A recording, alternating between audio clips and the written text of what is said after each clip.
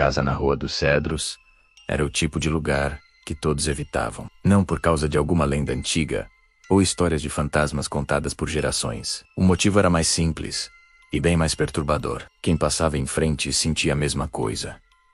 Uma sensação gelada de estar sendo observado, sempre vindo da janela do segundo andar. Aquele olhar invisível parecia atravessar a rua e perfurar a alma de quem quer que ousasse olhar para cima. Lucas, um estudante de 19 anos, cético por natureza, achava que tudo não passava de histeria coletiva. Ele morava no bairro há anos e ouvia essas histórias desde criança. Para ele, era só uma casa velha, abandonada. Mas numa noite particularmente silenciosa, enquanto voltava da faculdade, algo chamou sua atenção. A janela do segundo andar parecia estar aberta, não apenas entreaberta, mas escancarada. Isso era estranho, considerando as semanas de chuva e vento forte que tinham castigado a cidade. E, pior, por um instante fugaz, ele jurou ter visto uma silhueta escura parada ali, recortada contra a escuridão do quarto. Foi rápido, um piscar de olhos, mas a imagem ficou gravada em sua mente. Cansado daquela superstição boba, Lucas tomou uma decisão.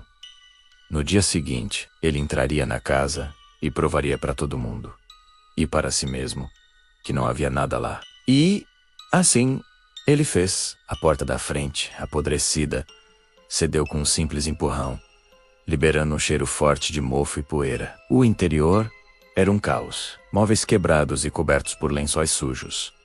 Paredes com a tinta descascando em longas tiras. E um silêncio pesado, que parecia absorver qualquer som. Lucas andou pela casa, cômodo por cômodo, encontrando apenas desordem e abandono. Até que ele subiu as escadas rangentes, em direção ao segundo andar. Lá, ele encontrou um corredor escuro, com várias portas.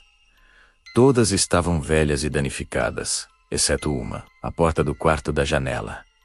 Era nova, de madeira escura e sólida. A maçaneta de latão brilhava, como se tivesse sido polida naquela mesma manhã. O chão em frente a ela estava limpo, sem um grão de poeira.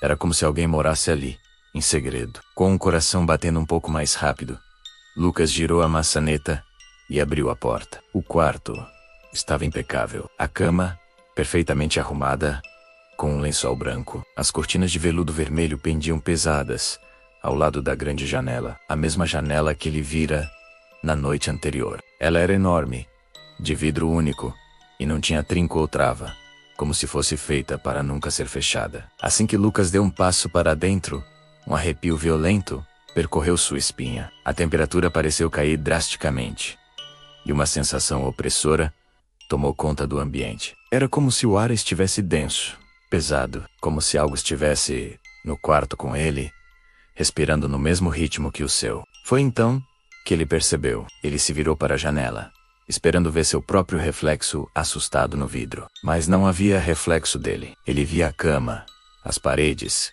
as cortinas vermelhas.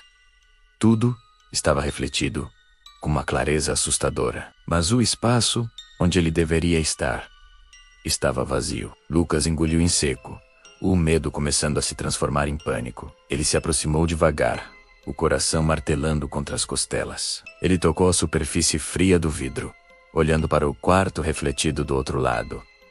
E então, algo no reflexo se mexeu, do outro lado do vidro, onde não havia ninguém. Dedos longos e esqueléticos surgiram, arranhando a superfície de dentro para fora, sem fazer som algum. Uma boca se formou na imagem vazia, abrindo-se num sorriso largo demais, grotesco, humanamente impossível. Uma voz que não veio do quarto, mas de dentro da sua própria cabeça. Sussurrou de forma baixa e distorcida. Obrigado por voltar. Eu estava te esperando.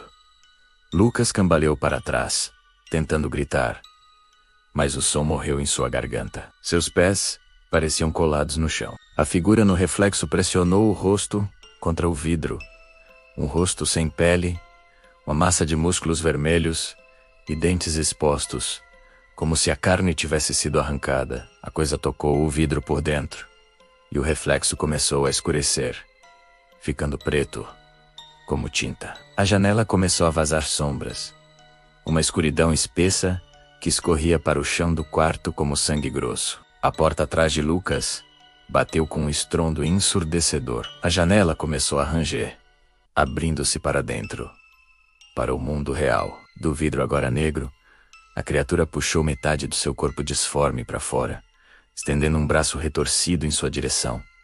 Com a mesma voz em sua mente, ela sussurrou: "Seu lugar é aqui, do meu lado." Orlando, naquela noite, os vizinhos ouviram um único grito, um som de puro terror, que cortou o silêncio da Rua dos Cedros e depois se calou para sempre. Quando a polícia finalmente chegou, encontrou a casa vazia. A porta da frente estava escancarada, como Lucas a deixara.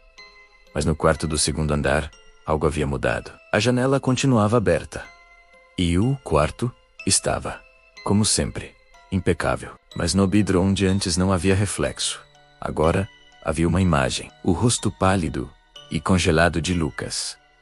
Parado, imóvel, com os olhos arregalados de horror, olhando para fora. Olhando para quem quer que ousasse se aproximar. Dizem que a janela ainda está lá. E que, se você passar pela Rua dos Cedros em uma noite silenciosa e prestar muita atenção, talvez consiga ouvir um som fraco, desesperado. Alguém batendo no vidro do outro lado, implorando para sair.